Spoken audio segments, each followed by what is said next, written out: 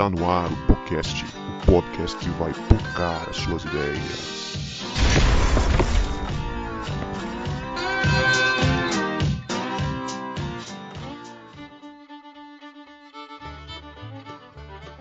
Para você que achava que a gente não voltava, a gente voltou e este é o podcast que vai pocar as suas ideias. Meu nome é Guto e eu estou com dois convidados aqui de muita elegância, de muita inteligência para trocar uma ideia com a gente. Eu estou aqui com a missionária, doutora Laís Sindra e com o doutor São Paulino Rafael Moraes. Sejam bem-vindos ao nosso podcast. Obrigada, Guto. Boa noite, Rafael. Tudo bem? Boa noite, galera. Boa noite a todo mundo que está ouvindo nosso bate-papo aqui. Novamente aqui, sendo convidado para participar dessa resenha aqui do podcast. E aí, vou falar para vocês, vou me abrir para vocês aqui, porque eu, Guto, Maia, e João, a gente está querendo inaugurar uma igreja. A igreja pentecostal reformada, Ministério O Pai Tá On. Meu Deus do céu. Aceitamos sócios aí, ou aceitamos membros aí, né, para entrar. Depois, se você se interessar, você pode entrar em contato com o Rafael aí, que ele vai passar para você. Ele vai ser o apóstolo da igreja. A Laís pode ser a pastora da igreja aí também, mãe. Eu vou aplicar a justiça na igreja. Pois é, gente. A gente está aqui com esses dois convidados que já gravaram com a gente em outros momentos. A Laís gravou o episódio sobre refugiados, que foi muito bacana. E o Rafa gravou com a gente aquele episódio sobre direitos humanos, né? E se a gente for parar para pensar, os dois episódios giram em torno do mesmo tema, né? Que são os direitos humanos. E hoje a gente vai continuar esse bate-papo, de certa forma também, essa é uma continuação desses dois bate-papos, que a gente pegou esses dois aqui que trabalham diretamente com o direito, né? E são engajados diretamente em várias causas que a gente vai ficar sabendo um pouco mais no decorrer deste episódio. Mas antes a gente vai para os nossos momentos de salves e recados.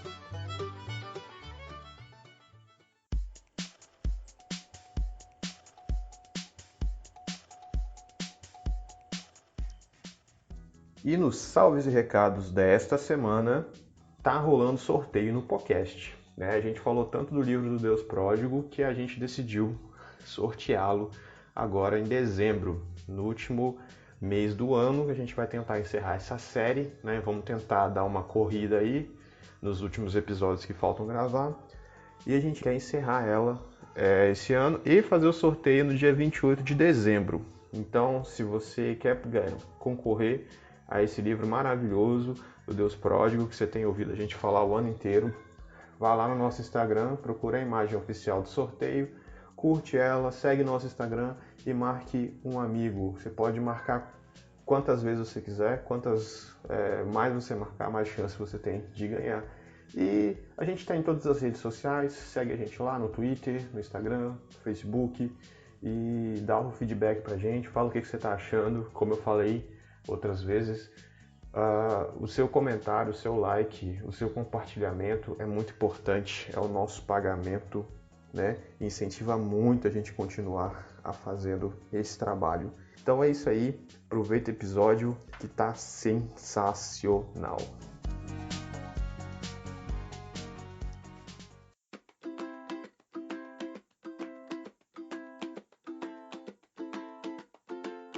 Muito bem, gente. Nós vamos conversar hoje sobre um capítulo de mais um livro do Tim Keller. O podcast não é um podcast exclusivo do Tim Keller, mas a gente vira e mexe, gosta de trazer um livrinho do Tim Keller aqui para a gente trocar uma ideia. E neste episódio nós vamos conversar sobre o capítulo 1 do livro Justiça Generosa. E neste livro, o Tim Keller ele vai fazer uma relação entre evangelho e justiça. Ele dá uma visão bíblica sobre justiça social. Tema este que muitas vezes é tratado da maneira que não deveria ser tratada, né? Muitas vezes as igrejas ou os pastores ou os teólogos mais tradicionais entregam a justiça social ao liberalismo, né, ao progressismo, e que, como a gente já viu lá no episódio com o Rafael, né, direitos humanos é coisa de cristão, sim, esses princípios são retirados da teologia cristã, e o Tim Keller faz isso nesse livro, Justiça Generosa, né? A gente não vai fazer um estudo do livro todo, a gente vai se deter só nesse primeiro capítulo. Eu queria, Rafa e Laís, partir já para a nossa primeira pergunta da pauta, que o Tim Keller ele usa uma nomenclatura para essas pessoas em situação de vulnerabilidade, né? Ele chama essas pessoas de quarteto da vulnerabilidade. E eu queria perguntar para vocês por que essas pessoas que pertencem a esse quarteto da vulnerabilidade, de acordo com o contexto histórico que ele vai elencar lá no livro, por que essas pessoas Deus diz que elas têm que ser tratadas com cuidado especial? Eu queria ouvir de vocês isso e que vocês já contextualizassem também sobre quem são essas pessoas hoje em dia. Vamos lá, vou começar a falar sobre esse tema. Quando a gente fala de vulnerabilidade social, a gente pensa, ao abordar as questões que envolvem justiça social, as pessoas já pensam naquela questão da assistência social, ou até mesmo uma palavra meio jocosa, que é o assistencialismo. Paulo, aqui na página 25 do livro, ele já vai conceituar quem são essas vulnerabilidades e como defender o direito delas. Que, na verdade, até ele utiliza uma palavra hebraica que significa mishpat, tem a conotação de defender o direito dessas pessoas e a punição proporcional àquelas pessoas que eventualmente estejam mais da lei. E por que você vai optar por essas pessoas aí? Que é o quarteto que você mencionou. Que são os órfãos, as viúvas, os estrangeiros e necessitados. Por quê? Será que Deus está tratando de algum pensamento ideológico, algum pensamento político? Não. Justamente porque, antes mesmo de qualquer formação jurídica, qualquer constituição, você vai ver que tem grupos sociais de pessoas que, de uma certa forma, impõem poder ao outro. Isso é fato. E Deus sendo Deus que governa o tempo, a história, o início e o fim, ele sabe muito bem que tem que fazer uma certa preferência para essas pessoas. Então, lá atrás, quando ele está lá atrás, você vai ver que usa muito. Defenda o direito dos pobres, prega aos necessitados, defenda os estrangeiros, defenda as mulheres. Então, você vai ver que sempre vai ter esse quartetozinho e dos textos no Antigo Testamento, e não se engane, no Novo Testamento também tem muito disso. Então, você já tem um norte. E hoje, já começando a dar uma entrada assim, nesse aspecto, esses vulneráveis, que aí se não são mais quartetos vulneráveis, aí são um outro tema que as pessoas têm que... São minorias mesmo. Minorias que eu falo como uma pessoa que pertence a uma minoria, uma pessoa com deficiência. Já é um grupo de minoria. Aí você coloca mulheres, negros, pessoas com deficiência, você vê imigrantes, trabalhadoras, pessoas mais simples, são pessoas que têm alguma certa forma que não têm a sua igualdade material. Tem a igualdade formal na forma da lei, mas não tem a igualdade material. Mas Deus já falava isso lá atrás, há mais de 2000 anos atrás. Muito legal, Rafael. Gostei muito do que você colocou. E você vê que o Tim Keller, o termo mishpat, ele usa como justiça. E justiça no direito a gente sabe que tem vários conceitos, várias conotações, várias definições. Por exemplo, eu acho que Aristóteles dizia que justiça é dar a cada um que é seu. Já Kelsen dizia que justiça é cumprir a formalidade da lei, né? A questão da pirâmide legal. Mas Tim Keller, ele coloca o conceito de justiça de Deus, que é um conceito incrível. E esse termo justiça, que é a mishpat, ela significa uma ação, que é cuidar dos vulneráveis. Então, justiça para Deus está ligado a uma atitude de cuidado daqueles que representam o quarteto vulnerável, como o Rafael falou muito bem, que é o pobre, a viúva, o órfão e o estrangeiro. E o versículo onde o Tim Keller mostra esse comando bem nítido é lá em Miqueias 6:8, quando ele diz assim: isso é o que o Senhor exige, que você pratique a justiça, ame a fidelidade e ande humildemente com o seu Deus. E aí, essa pratique a justiça, vem o termo mishpat, que é essa ação de cuidar dos vulneráveis, de ter uma atitude proativa no sentido de ver momentos em que eles estão em situação de desigualdade e buscar de forma realmente positiva, em uma ação, trazê-los para uma situação de equidade, onde eles possam ficar numa situação igual em relação àqueles que estão numa situação mais avantajosa ou numa situação superior na sociedade. Então é muito legal ver esse conceito de uma justiça, mas mais do que uma justiça somente no sentido de dar a cada um que é seu, uma justiça que é de trazer aquele que muitas vezes está lá embaixo para uma situação onde ele possa ser igual aos demais. E isso é feito ainda com o termo chesed, que é com misericórdia e compaixão, que aí está ligado à minha fidelidade, como o Tim Keller coloca muito bem. Esses termos, né, que a Laís e o Rafa começaram a introduzir aqui em hebraico, eles são importantíssimos para a gente entender essa discussão, né, e como ela é bíblica.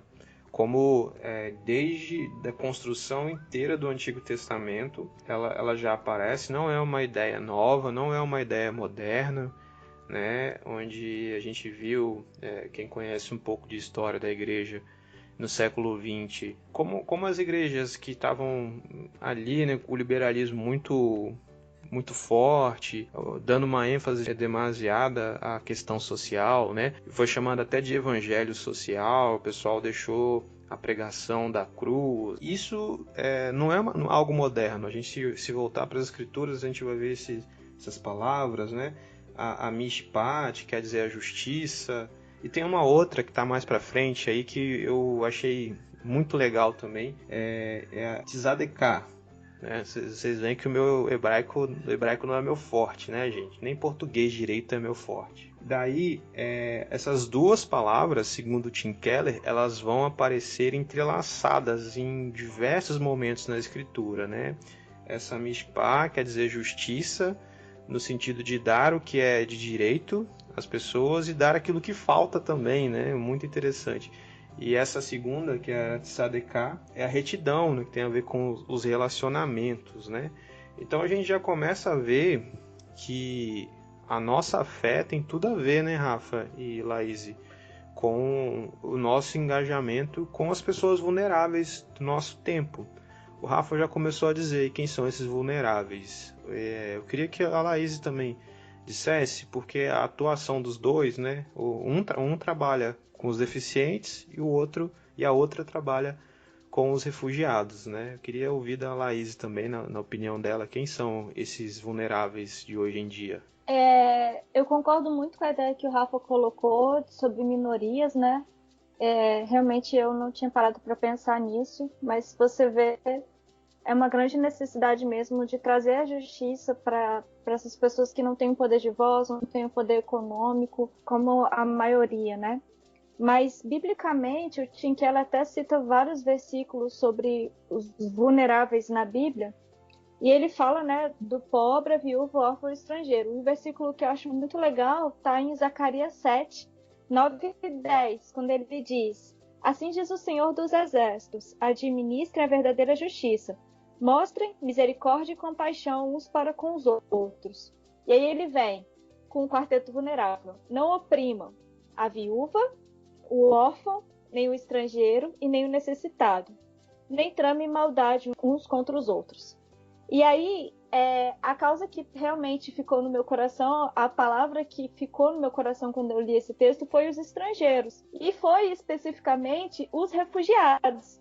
Porque eu gosto de dizer que o refugiado é tudo. O refugiado, primeiro, ele é estrangeiro. O refugiado também, na maioria das vezes, é pobre. Não sempre, mas na maioria das vezes é pobre. O refugiado pode ser viúva e o refugiado pode ser órfão. Então eu digo que a causa dos refugiados é como se estivesse realmente no coração de Deus também. Porque o refugiado, além de ser estrangeiro, em primeiro lugar, né? Ele muitas vezes ele é isso tudo. É o refugiado que é viúva, né? Que é a mulher que perdeu seu marido na guerra ou no conflito.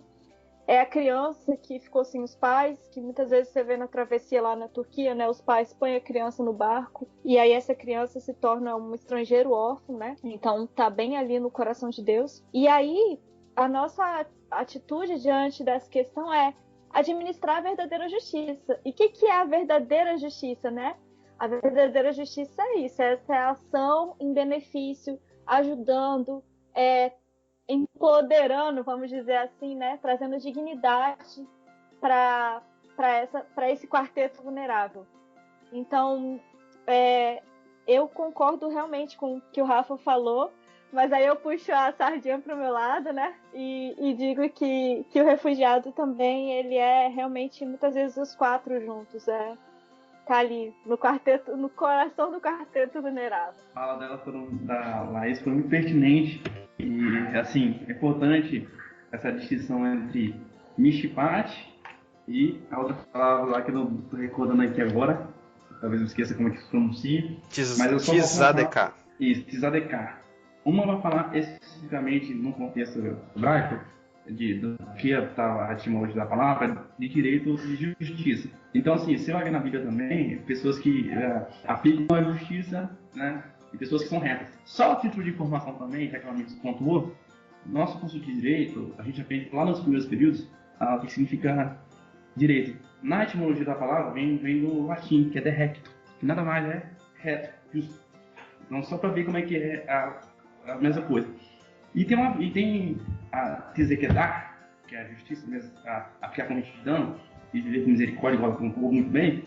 Tem uma figura na Bíblia que não era desse quadrilátero, que não era desse quadrilátero que ela mencionou, que a pessoa não era órfã, nem viúvo, nem estrangeiro, nem pobre. Era uma pessoa rica e abastada, mas pela misericórdia de Deus, ele sofreu umas situações que foi feito um livro sobre a sua vida, que é a figura de Jó, que não se viu o homem mais justo na terra. No capítulo 29 de Jó, ele fala: se algum dia ele violou o direito do seu servo, do seu empregado, o Senhor retribuiu a ele.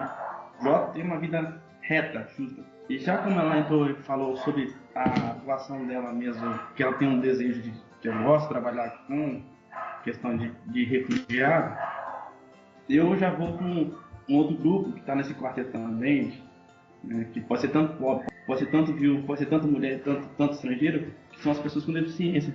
Mas, gente, a Bíblia não fala só para pessoas com deficiência, fala sim, fala tanto no Antigo Testamento quanto no Novo. A gente pensa que na questão da inerrância das Escrituras, do texto salvífico, libertador de Jesus, que, por exemplo, você pode apenas se preocupar com a cura dos milagres, mas você vê exemplos de pessoas que foram usadas, até de uma pessoa que era deficiente, que foi usada, né, para ambientar um rei bíblico, foi Mefibosete. Mas, por outro lado, se vocês lerem no Novo Testamento, a preocupação de Jesus, lá em Marcos 11, ele fala o seguinte: e de contar a João as coisas que eu vi de vez. Os cegos veem, os paralíticos andam, os leprosos são purificados, os surdos ouvem, os mortos são ressuscitados, e aos pobres é anunciado o Evangelho. A preocupação de Jesus com esses grupos vulneráveis. Mais à frente, Lucas 14 também vai falar sobre isso. Aquela questão do banquete. Dizer que dá um banquete aos pobres, aos coxos, aos cegos, aos mudos. Você vai ver que a Bíblia, embora a Bíblia não fale especificamente como em outros grupos que a gente está tratando aqui, mas o grupo que eu sou, que eu advogo, que eu estudo, que eu milito, que eu sou desse grupo de minoritário, que é a mesma coisa que de vulnerável. Minoria, pessoal, minoria não é grupo, minoria quantitativa e nem é uma forma jocosa. Minoria são pessoas que estão à margem da lei, à margem da sociedade, são pessoas que não têm, são invisíveis, que não têm seus direitos resguardados. Muito bom, Rafa, essa definição que você deu aí, muito legal. Gostei muito também, Rafa. Achei muito pertinente que você colocou, principalmente essa questão de como Jesus veio cuidando, né, dos deficientes. E, nossa, sensacional, assim, tô aprendendo demais com você hoje. E interessante aqui, o Rafa fala de Jó, né? O Jó, eu não sabia disso, dessa informação que o Tim Keller dá aqui, nesses textos que ele é citado, né, no capítulo 29, capítulo 31, ele é o modelo de perfeição moral, né, dentro do judaísmo, porque essa perfeição moral, essa retidão, justiça, né, essas palavras que aparecem muito, que a gente está falando aí em hebraico, que é a mishpah e a tzadekah, elas, traduzindo assim, elas são traduzidas por justiça e retidão. E essa justiça e retidão, Jó traduzia ela dessa seguinte forma aqui. Ele vai dizer, né, que ele era olho de cegos e os pés do aleijado, ele era pai dos necessitados. Então, o Jó, ele dá a entender aqui nesse texto que ele não se contentava só em dar a esmola, que a esmola era algo muito presente também dentro da fé, da praxis judaica.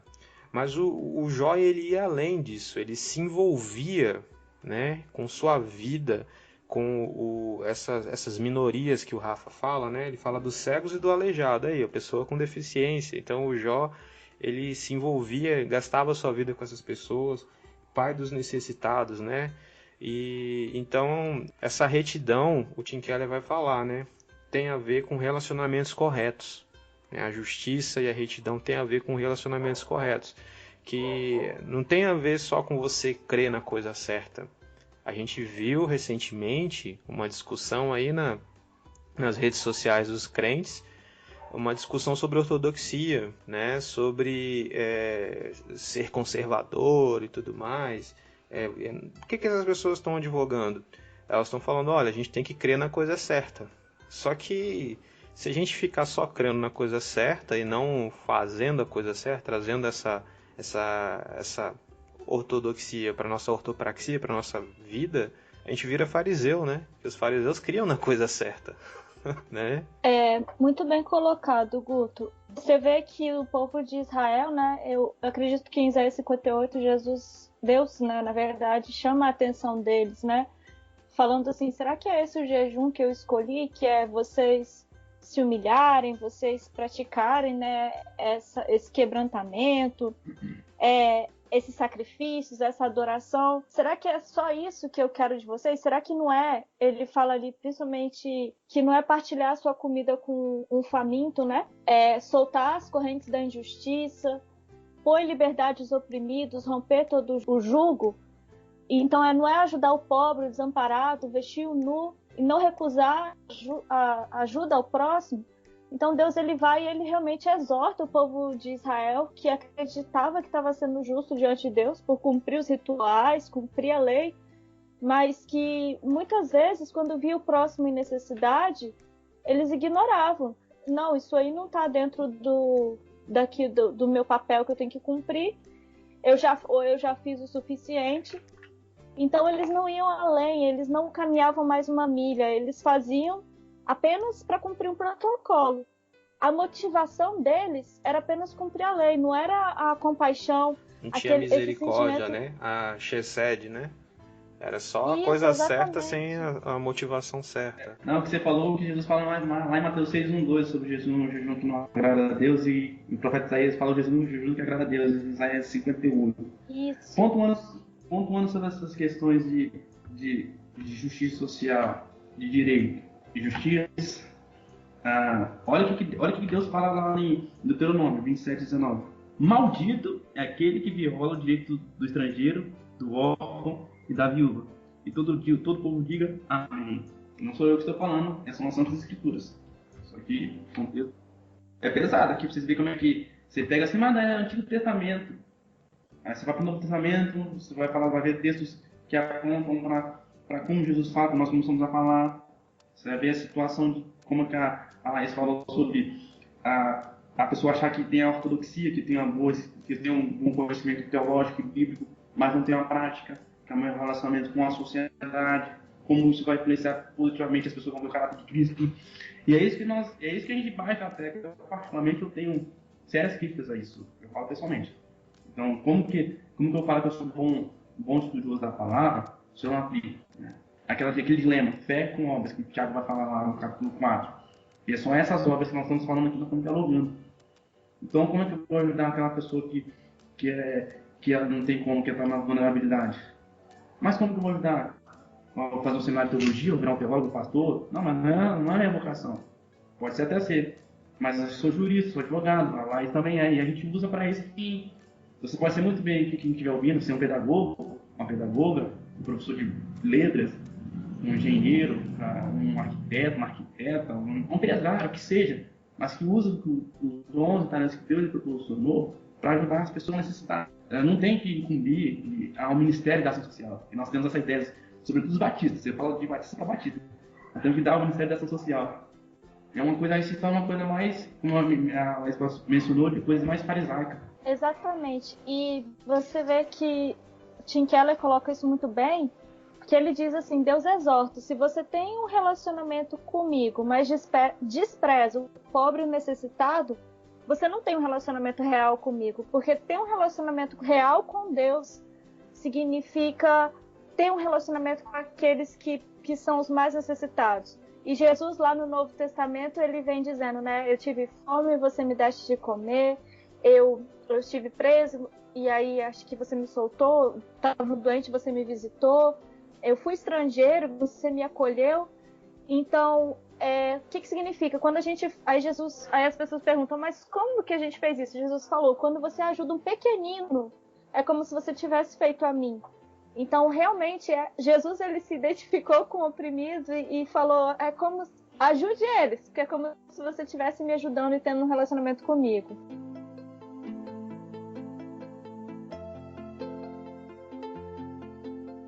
E o Tim Keller, ele coloca aqui, né, que Deus ele se importa, ele se compadece tanto com esse vulnerável, porque por ele ser pobre, a desigualdade vai ser sempre maior para ele vai ter sempre menos condições de se defender, ele não vai ter condição de pagar um bom advogado muitas vezes, né? Ele sempre vai arrebentar pro lado dele, né?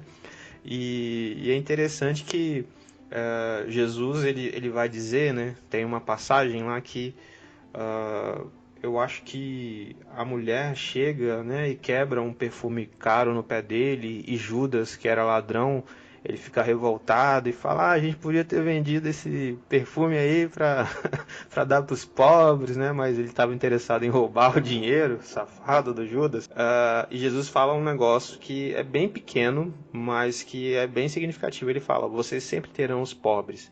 Né? E eu entendo que Jesus aqui ele não estava normatizando a pobreza, né, como algo que a gente deve aceitar, mas ele conhecia as estruturas sociais, ele conhece o coração do homem ganancioso, né? E uma coisa que realmente sempre existiu é o pobre, é o oprimido, é o vulnerável, e Deus ele se compadece dele, e a escritura toda está falando disso, né, como a gente tem visto aqui. Eu tô com um negócio aqui, uma pergunta que não tá na pauta, que me ocorreu aqui agora, que ela é meio polêmica. Vocês acham que eu devo fazer? Ela é advogada, responde. Pode começar, Rafael. Olha só, eu até fiz uma anotação aqui quando eu tava lendo o livro, é que a palavra mishpat, né, que é justiça, ela significa dar às pessoas o que lhe é devido, quer seja punição ou proteção ou cuidado. Olha só, a palavra justiça, né, aqui no hebraico, ela significa você dar para a pessoa ou a punição que ela merece ou o cuidado que ela merece. Tem dois sentidos no hebraico a palavra justiça. Mas, né, muitos evangélicos aí vão entender justiça mais do ponto de vista da punição. Vocês acham que por que esse pessoal faz isso, né? Que eles querem ter uma arma na mão para matar o bandido? Por que isso acontece? Por que a gente não vê pelo lado da justiça social e mais do lado... eu falo esse segmento evangélico, que quer ter arma, que bandido bom é bandido morto. E aí? Ó a roubada. Eu acho que eles ficaram presos no Velho Testamento. Porque esqueceram também da Shezed-Ka, que é a misericórdia e a compaixão. Porque fazer justiça dá a cada um que é seu com amor misericordioso. E Jesus ele foi o maior exemplo disso. Porque ele poderia ter, primeiro na questão daquela mulher, né, que a mulher adúltera, né, que eles chegaram os fariseus, olha, ela fez isso, isso, isso. Queriam apedrejá-la e Jesus falou, aquele que não tenha pecado, que atire a primeira pedra. Então ali Jesus já falou, ela não é esse tipo de justiça que vocês estão pensando. E outra, que Jesus ele veio e ele poderia nos condenar, e poderia ter condenado aquela mulher, ele disse para ela, eu não te condeno, vai, não peques mais. E ele se tornou justiça por nós. Então ele foi e morreu na cruz para realmente pagar os nossos pecados, e a gente merecia morrer. E como seguidores de Cristo, a gente não pode ter esse pensamento de que agora eu vou fazer justiça com as minhas próprias mãos. A gente, como seguidor de Jesus, a gente precisa ser realmente aquele que vai lá e ajuda e está disposto a caminhar e sofrer com o próximo. Você vê também Paulo, né, quando lá na carta a Filemon, eu acho que ele vai e fala assim, ele agora que era um escravo, ele é como se fosse o nosso irmão. E se ele tem alguma dívida, você trate ele como se você fosse tratar a mim. Então Paulo ali naquele momento ele está se colocando diante daquele escravo, né, para pagar qualquer coisa que possa ser devida àquele escravo, qualquer castigo. Como assim, eu acho que como cristãos esse é o nosso dever. Não estou dizendo que a gente vai morrer pelos outros, mas que muitas vezes, diante de uma situação onde você vê alguém merece pagar, eu acho que muitas vezes a gente precisa ter esse olhar. Não, peraí que eu vou te ajudar nessa situação. Eu sei que você merece isso, mas eu tô aqui para passar isso com você, para te ajudar no que eu puder. Bom, esse é o meu pensamento. Imagina, Laís, essa postura desse evangélico médio brasileiro aí, lá no Oriente Médio, né? Querer uma postura de bélica, né? De, tá me perseguindo, vou comprar um 38 e vou te matar também, vamos fazer uma guerra aqui. Que evangelização que ia acontecer, né? Imagina um missionário desse lá. Igual nas cruzadas, né? Quando os cristãos foram tomar a Terra Santa contra os muçulmanos, ia virar isso de novo, um derramamento de sangue até não querer mais. A Guerra Santa. Então, fazendo a minha aqui, brincadeira da parte, o que acontece? Nosso pensamento enquanto ser humano aqui... Fazendo a minha aqui. Enquanto ser humano senso nem de justiça, não, justiciamento, de moral mesmo. Isso é natural do ser humano. Se você vê uma injustiça com uma pessoa, vamos trazer aqui um caso prático recente que certamente você deve ter ficado norteado. O assassinato daquelas 2 meninas do Rio de Janeiro, né? 2 meninas lá no Morro, 2 meninas que têm idade das minhas sobrinhas, e também do policial negro que foi assassinado covardemente pelas costas, que não consigo nem ver o vídeo. Nenhum desses 2 casos você vê, naturalmente, e aí temos que ser prático, nosso sentimento humano é de querer fazer justiça com as nossas mãos. Mas ela pontuou muito bem a lei da seca da conduta cristã. Por outro lado, quando a gente fala da mishpat nos sentidos punitivos, que aí tem textos do Antigo Testamento que falam como é que deve se conduzir assim, como é que deve se aplicar. Por outro lado, no Novo Testamento tem a ideia das pessoas que falam, não, porque Jesus não preocupou com a lei, que Jesus é o Novo Testamento. No outro episódio que eu gravei para vocês, eu expliquei o que seria a vida do cristão na vida civil, na vida secular, que é o texto básico, chave, até pelo contexto histórico, é lá em Romanos 13, que eu estou com uma ideia de estudo aqui que ele aponta. Isso é a punição de dar cada uma segundo a sua proporcionalidade e razoabilidade. O texto de Romanos 13, claro, Romanos 13, 4, é claro. Ele fala o seguinte: visto que a autoridade é ministro de Deus para o teu bem, que ele tanto se fizeres mal, tem porque não é sem motivo que atrás da espada, pois é ministro de Deus, vingador para castigar o que pratica o mal. Ele não está falando aqui, pessoal, ou quem está ouvindo aqui, que é para você chegar aqui e fazer lixamento virtual, ou mesmo pegar uma pessoa na parede e fazer linchar mesmo quando até a morte.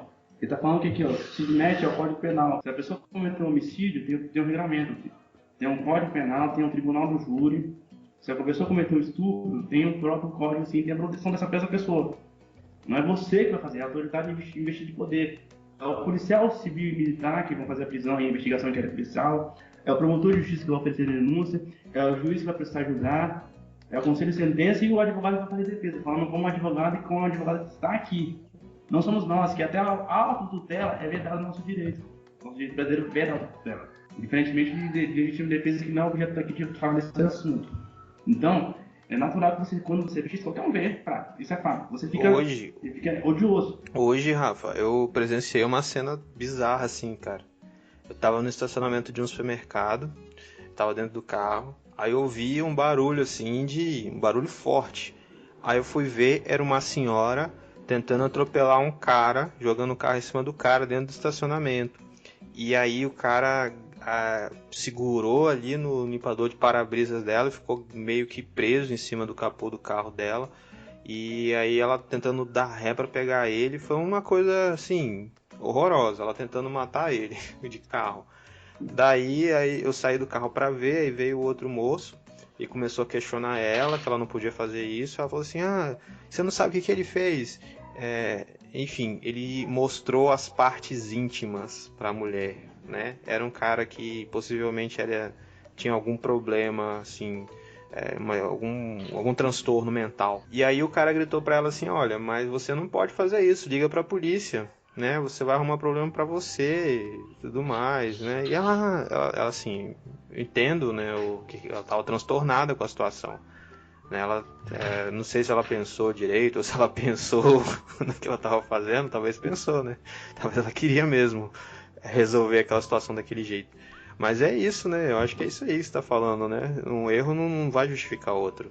Eu achei muito legal o que o Rafa falou, e eu queria só contar um caso que aconteceu na Jordânia, onde eu estava, porque lá ainda prevalece muito a questão dos costumes e das tradições, principalmente porque é um país de religião muçulmana, né? E na Constituição tem o Islã. É claro que isso não pode acontecer, mas em comunidades mais carentes as pessoas ainda acham que pode. Então, o que aconteceu? O pai estava preso por ter matado uma pessoa. A família dessa pessoa que foi morta pegou o filho dele de 16 anos, arrancou os olhos do menino e cortou os braços do menino. E foi, assim, terrível. Foi um crime de vingança mesmo, né? Juntaram várias pessoas contra esse menino, que era filho do cara. O cara já estava preso para tirar a vida dele e esquartejar.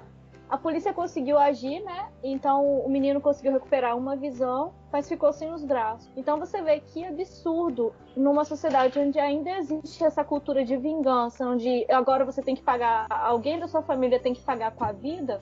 Eles não concordaram simplesmente com o pai do menino estar preso, numa prisão perpétua, e ainda tentaram agir para esquartejar esse menino. Infelizmente, é terrível essa sociedade. Você vê como é que é a discussão desses temas que faz, assim, aspectos legais, sociológicos, culturais de cada região. A gente tem a visão aqui ocidentalizada do direito brasileiro e do cristianismo de certa forma, batistas. Aí, quando você vai numa sociedade dessa, que é uma teocracia, que não admite outro credo religioso, é uma sociedade bem machista mesmo, né? As mulheres dão direitos civis, não tem direito de trabalho nem quase nenhum. Usa-se muito usos e costumes da Sharia, que é o direito islâmico, e você não vê essas colocações, você não vê, tipo assim, você vê o olho por olho, dente por dente, a exegese que eles fazem, que a gente quer fazer pra cá também, né? Então você vê como são as coisas. E no início na fala do Gustavo Newton, ele falou sobre o evangelho social, quanto que o Tim Keller aborda em tom de certa criticidade, que tem razão, porque tem muita gente que quer defender a justiça social, quer defender os vulneráveis, as minorias, mas se esquece do evangelho da cruz, a minha relação com Cristo, tipo assim, não esquece do arrependimento, do arrepender para chegar ao reino dos céus, né, crer no Senhor Jesus Céu com as suas casas, no fruto do Espírito, essas coisas mais, sendo que uma coisa complementa a outra, e é óbvio isso, as pessoas confundem. Muito bom. E pra gente voltar aqui pra pauta, foi uma volta que a gente deu, mas foi uma volta boa. Esses princípios que a gente vem falando aqui, né, da justiça, da retidão, né, da misericórdia, o Tim Keller no final ele faz um exercício muito legal com algumas passagens bíblicas, onde ele substitui as palavras retidão e justiça por justiça social. Que o Tim Keller ele vai fazer uma releitura dos versículos que trazem a palavra retidão e justiça, ele substitui para justiça social, porque faz mais sentido para a gente entender, né, o que a Bíblia quer dizer com retidão e justiça. Aí ele vai citar o Salmo 33,5, que ele diz assim: ele ama a justiça social e a terra está cheia de amor do Senhor. Né? Poxa, que legal, né? Se a gente conseguisse ler a Bíblia desse sentido, né? Deus ama a justiça social, né? Eu acho que a gente não viveria tanta desigualdade na igreja, na própria igreja, né? Outro versículo que ele faz esse exercício é Jeremias 9, 23, 24. Ele diz assim: assim diz o Senhor, não se glorie o sábio na sua sabedoria, nem o forte na sua força, nem o rico nas suas riquezas, mas quem se gloriar, gloria-se nisso, em entender e me conhecer, pois eu sou o Senhor que pratico a fidelidade e a justiça social na terra, porque me agrado dessas coisas, diz o Senhor.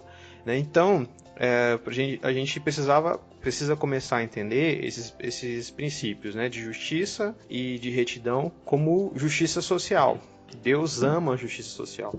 E eu queria que vocês dissessem pra gente, né, trazendo um pouco da vivência de vocês, como que a igreja pode viver isso de maneira real, trazer a justiça social para a nossa prática.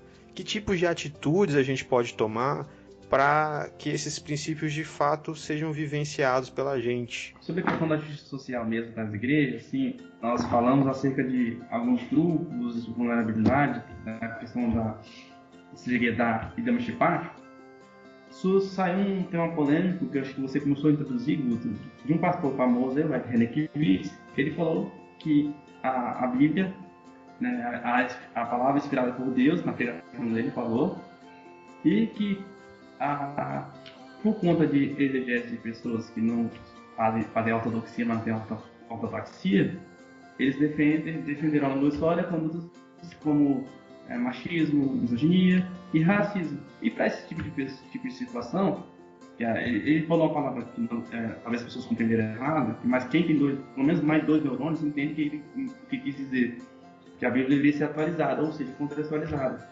Então, essa igreja hoje é uma crítica pessoal. Eu falo aqui, falo no Facebook, eu falo em casa, na igreja. A igreja deveria falar um pouco mais sobre machismo. A igreja deveria falar um pouco mais, falar com mais clareza. Não apenas pegar textos bíblicos, falar sobre racismo, falar sobre discriminação, a inclusão de pessoas com deficiência, trabalhar com os refugiados, não incumbir os missionários que vão lá para o campo, lá para a Jordânia, igual não foi, né? Abraçar mesmo, trabalhar com os grupos vulneráveis, não apenas deixar para ajuda de missões, para entidades que trabalham com isso, mas a igreja mesmo. Aqui na cidade de Caracinho tem um monte de angolanos, tem pessoas aqui de Salto para cá, pessoas na cidade tem pessoas da Síria. E a igreja tem que trabalhar com esse aspecto. Racismo é preciso falar, que racismo é um pecado. Machismo é outro pecado também. Discriminar pessoas com deficiência é pecado, não tem que discutir. E a palavra que eu mencionei lá de Deuteronômio, maldito. Não sou eu que estou falando, é Deus que fala, maldito. Eu falo com isso com pessoa de grupo de minoria, grupo de pluralidade que passou por isso. Então você vê que pessoas que hoje eu posso falar, explicar para as pessoas como é que as pessoas podem chegar. E através do testemunho, impactar nas pessoas, ver o caso de Cristo. Mas eu já vi de pessoas da igreja, gente, 5 anos atrás, que falavam que Deus podia me curar da deficiência, porque era melhor que tivesse os 5 sentidos bons.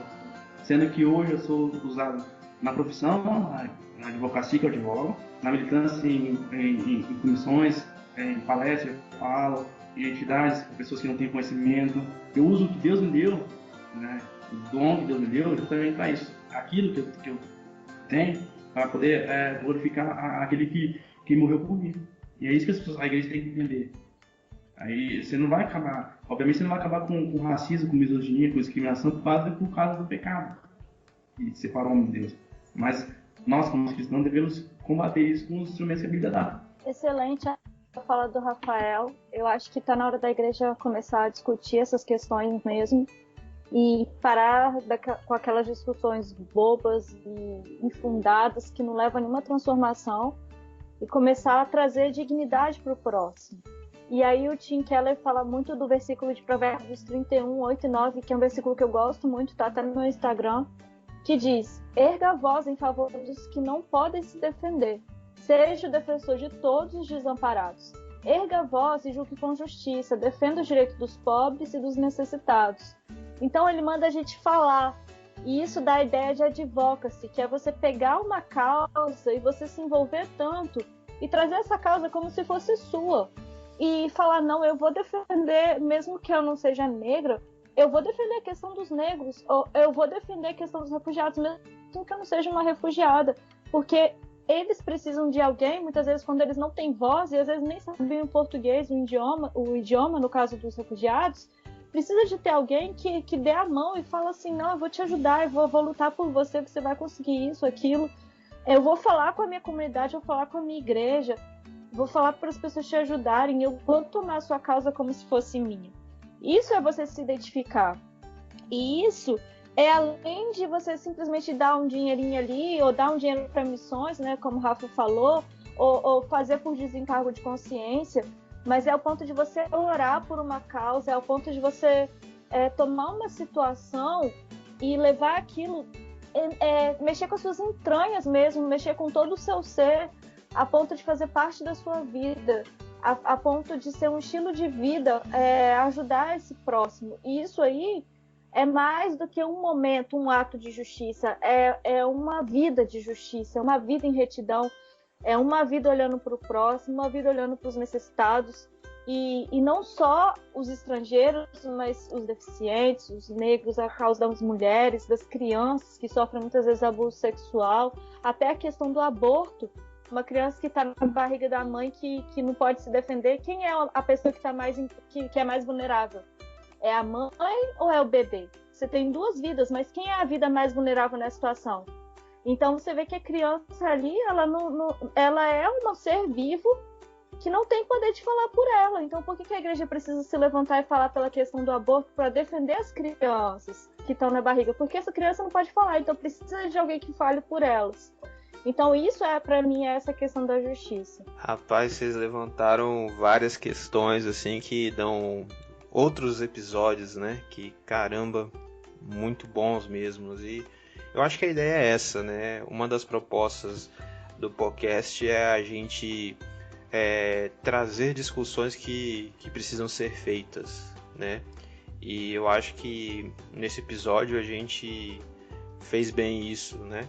Começamos alguma discussão, e o que eu já falei em outros episódios, ô caro ouvinte, leva essa discussão para sua casa, leva essa discussão para sua igreja, para a sua escola bíblica, para o seu grupo de jovens, né? Dá esse episódio para o seu pastor ouvir, né?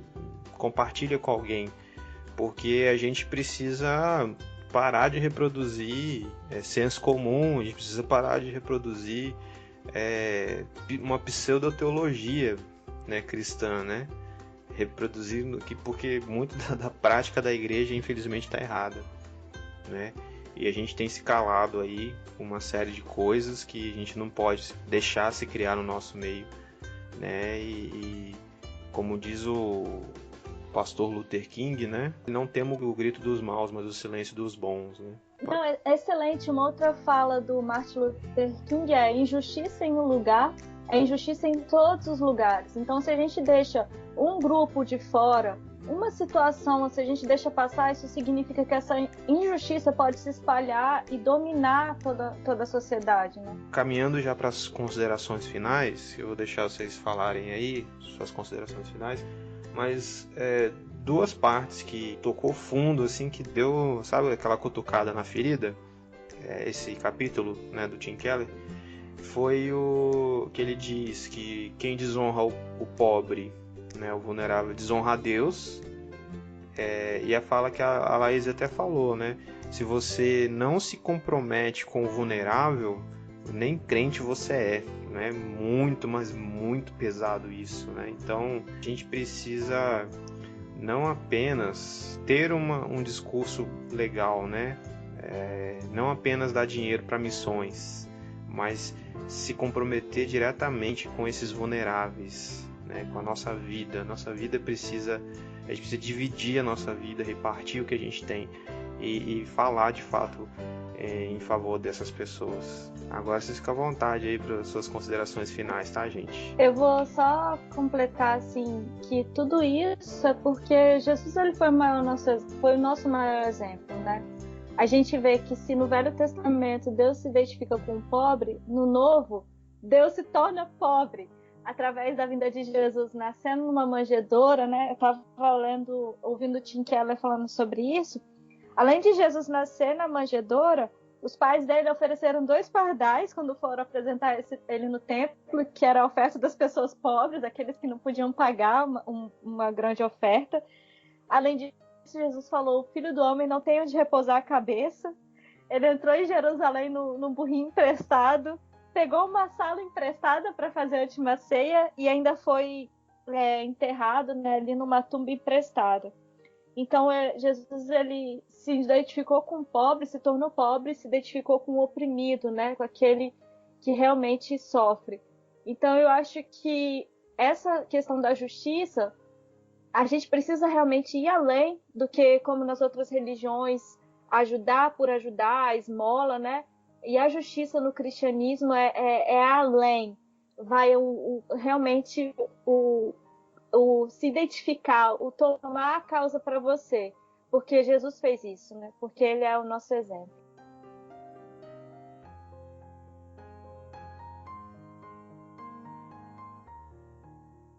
Só tô com um escudozinho aqui, ó, da organização que eu carrego no peito desde moleque, que eu fui embaixador. Aliás, sou uma vez embaixador, sempre embaixador do rei. Atualmente estou conselheiro. Também, altamente estou também fui mensageira do rei. É por isso que dá dessa sintonia, viu? Então, o que acontece? Essas organizações missionárias que nós temos na nossa igreja, falando do público batista, para quem não conhece, ela mudou meu caráter missionário cristão e meu caráter social. Hoje, se eu sou advogada, foi lá em 2000, alguns anos atrás, né? Vou falar a data certinho, porque não é falar que eu estou escondendo a minha idade. Eu tive essa formação missionária social. Hoje eu faço isso e transmito. Hoje, graças a Deus, advogo, sou conselheiro, trabalho com meninos que têm situação vulnerável iguais ou até piores que a minha, até meninos que não sabem ler e escrever, você vai ver que não tem. Então, assim, é um trabalho que a gente trabalha, é um trabalho de relacionamento com Deus e com o próximo. Então a gente muda, a gente vai discipulando as pessoas. E que falta nas igrejas, assim, esse trabalho assim. Porque quando Jesus fala lá nas bem-aventuranças, bem-aventurados são os pobres de espírito, por deles é o reino dos céus, ele fala pobre de espírito no sentido da pobreza mesmo, da pessoa que é pecadora, né? Todos nós somos pecadores, e também no sentido da pobreza material, que ela mencionou aqui nas falas finais da Laís. Então, assim, é importante que a gente dialogue, a gente fale com isso. Nós a gente não delegue que vai ter sido, é um papel nosso. É o papel da grande comissão, de Mateus 19, 20 e da grande ordenança de Marcos 15, 16. E de fazer discípulos e pegar o evangelho para toda criatura. Pregar o evangelho, pegar as boas novas da salvação e ajudar os necessitados. Amém?